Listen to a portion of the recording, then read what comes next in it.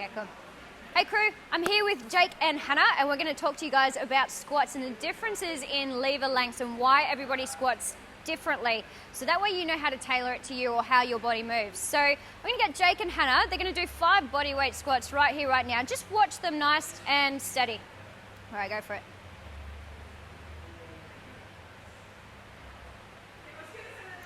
Cool. So you might see with Jake's squat, he's very upright. His knees come right over his toes. Whereas Hannah, her knees do come over her toes as well, but she's a little bit more hip dominant. So that's one of the biggest things in through there. Whether are you more knee dominant like Jake, or are you a little bit more involved with the hips, kind of like Hannah here? So this will give you a big indicator as well of your torso position. So with Jake, he's very upright. So if you want to grab that stick there, Jake, pop it on your back. Cool.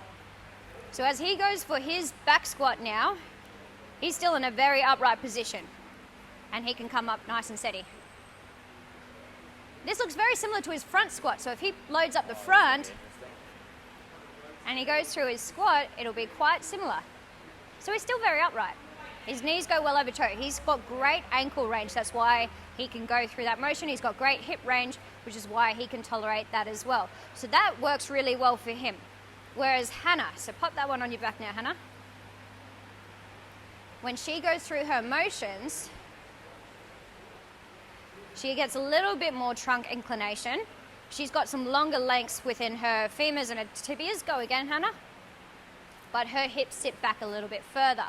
So we can sort of see with this position, as she's more hip dominant, we do need to change the position of the bar. As her butt goes back further and her top comes forward more, that will shift the weight forward. We want to keep the weight over her midfoot. So if she puts that in a low bar position for her, this is going to be more favorable. As her hips go back, that bar should travel mostly over her midfoot now. Cool. Go a little bit lower on that bar position there, Hannah. So this should make even more difference still. There we go. Now it sits in that middle position.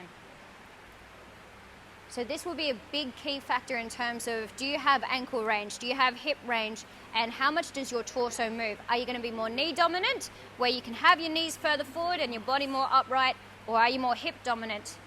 And that'll give you a big indicator as well of where you put the bar, where you put the load, and what's going to work in your favor. So everyone's got their own unique squats. There's not really one that's worse than the other, not at all. It's just what works best for you.